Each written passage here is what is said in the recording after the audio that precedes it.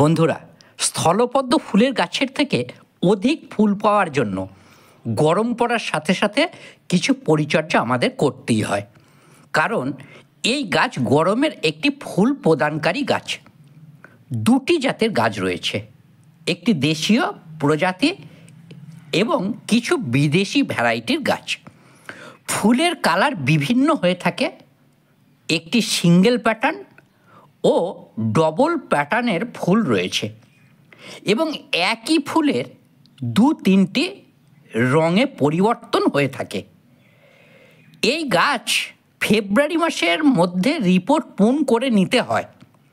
এখনও যারা করেননি কোনো অসুবিধা হবে না, এখনও করতে পারেন। তবে অবশ্যই টবে গাছ থাকলে তার ছায়াযুক্ত জায়গার মধ্যে রেখে আপনাদের কাজগুলি কিন্তু করতে হবে, না হলে পরে গাছটির ক্ষতি হতে পারে।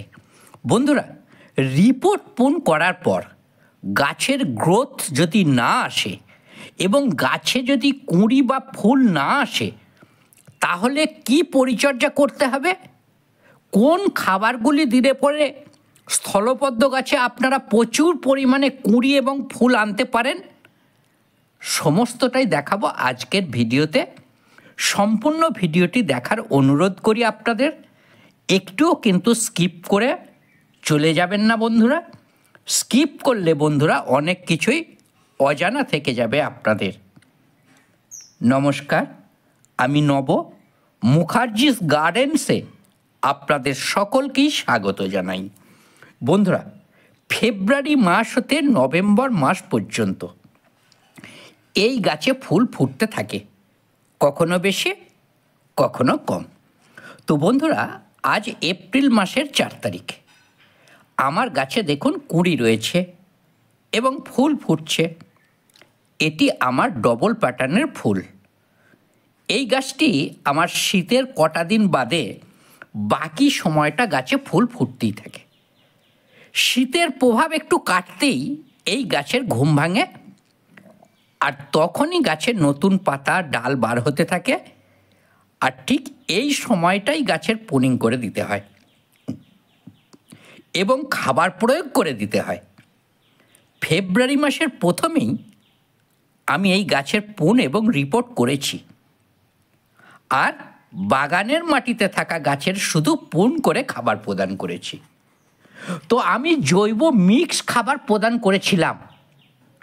আপনারা দেখতেই পাচ্ছেন আমার গাছে যেমন নতুন নতুন শাখা ছাড়ছে, তেমনি কিন্তু সেই শাখায় একসঙ্গে থোকায় থোকায় কুড়ি আসছে।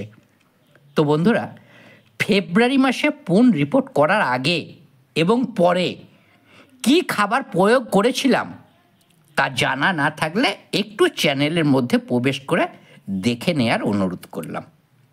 আর যে সমস্ত গাছগুলি এভাবে কুঁড়ি ও ফুল আসছে, সেই সমস্ত গাছে কোন খাবারগুলি প্রয়োগ করবেন তা আমি এখন আপনাদের দেখাবো। তো বন্ধুরা, এই সময় দাঁড়িয়ে কোন খাবার স্থলপদ্ম গাছে দিলে গাছের বৃদ্ধির সঙ্গে প্রচুর পরিমাণে ফুল গাছে আসবে সেটা তো বলবই। তার আগে দেখে নিন কোন পরিচর্যা এই গাছে দিতে হয়। দেখুন, এই গাছে যখন নতুন শাখা ছাড়ে এবং কুঁড়ি আসতে শুরু করে, গ্রোথটা নষ্ট করে দেয় সবথেকে ভয়ঙ্কর মিলিবাগ। এই যে দেখছেন সাদা সাদা গুটি গুটি পাতা, কাণ্ড এবং ফুলের মধ্যে ধরে আছে, কত ছোট্ট ছোট্ট মাকড়সা। এরা গাছের থেকে পুষ্টিরস খেয়ে নেয় এবং ছত্রাক জীবাণু গাছে প্রবেশ করিয়ে গাছের বৃদ্ধি নষ্ট করে গাছের ডাল শুকিয়ে যায়, কুঁড়ি আসা বন্ধ হয়, নতুন ব্রাঞ্চ ছাড়ে না। তার জন্য গাছ সবসময় পরিষ্কার পরিচ্ছন্ন রাখতে ছত্রাকনাশক, কীটনাশক প্রয়োগ করতে হয়। আর যদি এইভাবে মিলিবাগ গাছে আক্রান্ত হয়ে যায়, তখন গাছে ডিটারজেন্ট পাউডার বা নিম শ্যাম্পু জলে বা যে কোনো সাবান জলে খুব ভালো করে গাছের পাতা, কাণ্ড পরিষ্কার করে ধুয়ে দিতে হবে। যখনই সাবান জলে গাছগুলি পরিষ্কার করে দেবেন, তার পরপরই সাদা পরিষ্কার জল দিয়ে আর একবার গোটা গাছ স্নান করিয়ে দিন। টবদের মধ্যে আগাছা তুলে দিন, আর যাতে মিলিবাগ বা কোনো পোকা মাকড় গাছে আক্রমণ করতে না পারে, কোনো ছত্রাক জীবাণু গাছের ক্ষতি করতে না পারে, তার জন্য ছত্রাকনাশক কীটনাশক গাছে স্প্রে করে দিন 48 ঘন্টার মধ্যে। আর গাছে যদি কোনো পোকামাকড় বা মিলিবাগ নাও দেখতে পান, যখন এগুলি গাছে আক্রমণ করে অতি ক্ষুদ্র হওয়ায় আমাদের চোখে পড়ে না, তাই মাসে একবার গাছে ছত্রাকনাশক এবং কীটনাশক প্রয়োগ করে যেতে হবে আমাদের।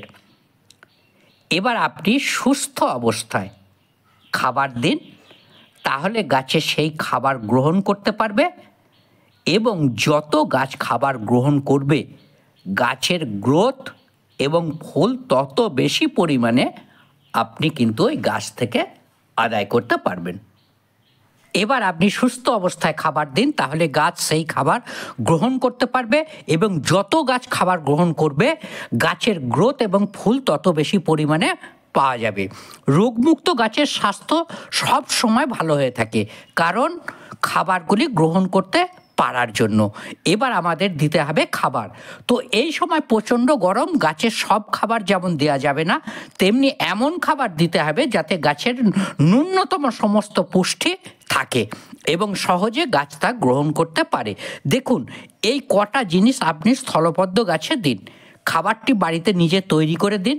এই গাছের মাটি একটু অ্যাসিডিক হলে ফুল ভালো পাওয়া যায়। আর মাটি অ্যাসিডিক করতে অনেক উপাদান রয়েছে, যেমন চা পাতা, কফি পাউডার, ফিটকিরি, কমলা লেবুর খোসা, পাতিলেবুর রস, ভিনেগার ইত্যাদি। কিন্তু সহজ উপায় হলো গরমের সময় নাইট্রোজেন প্লাস মাটি অ্যাসিডিক করে তুলবে চা পাতা। একটি 10 ইঞ্চি টবের জন্য 2 চামচ। চা সেদ্ধ পাতাও আপনারা দিতে পারেন, সেক্ষেত্রে 1 মুঠো দিতে হবে। গাছের শিকড় বৃদ্ধি, ডালপালা মোটা এবং শক্ত করতে, ফুলের কাণ্ডের গাছের পাতা উজ্জ্বল সবুজ রাখতে ক্যালসিয়াম চাই। ক্যালসিয়ামের ঘাটতি মেটাতে অনেক উপাদান রয়েছে, কিন্তু আপনি স্থলপদ্ম গাছের জন্য বেছে নিন পিঁপড়ে আরশোলা মারার চক, যেটা প্রত্যেকের বাড়িতেই আছে। এটি একদিকে ক্যালসিয়ামের ঘাটতি মেটাবে, তেমনি টবের মাটিতে পোকা পিঁমড়ে যাতায়াতটা কিন্তু বন্ধ করবে। পেট ভরে খাবার গাছে দেওয়ার জন্য কম্পোস্ট সার। দেখুন, কম্পোস্ট সার অনেক আছে, গোবর সার, ভার্মিকম্পোস্ট, পাতা পচা, কিচেন ওয়েস্ট সার, পচা ভাত ইত্যাদি। যে কোনো একটি বেছে নিন। সব থেকে ভালো কিচেন ওয়েস্ট কম্পোস্ট, যার মধ্যে সমস্ত পুষ্টি উপাদান সব থেকে বেশি পাওয়া যায়। 2 মুঠো দিন, আর এর সঙ্গে দিন 1 মুঠো খোল, সর্ষের খোল, বাদাম খোল, যে কোনো একটি। ভালো তো বাদাম খোল সবাই জানি। এই উপাদানগুলি একসঙ্গে মিশিয়ে টবের মাটিতে 15 দিন ছাড়া মাসে 2 বার দিন। গাছের অবস্থা খুব খারাপ থাকলে, জলদি গাছের বৃদ্ধি চাইলে এনপিকে 10-26-26 চা চামচের হাফ চামচ দিতে পারেন। এমন অবস্থায় গাছে 2 বেলা জল দিতে হবে। মাটিতে সব সময় আর্দ্রতা রাখতে হবে। প্রচণ্ড সূর্যের তাপ না হলে গাছের সাময়িক ক্ষতি হতে পারে। আমি খোল এবং কিচেন ওয়েস্ট একসঙ্গে আগে থেকে মিশিয়ে তৈরি করে রেখেছিলাম, আপনারাও এভাবে তৈরি করে রেখে দিন।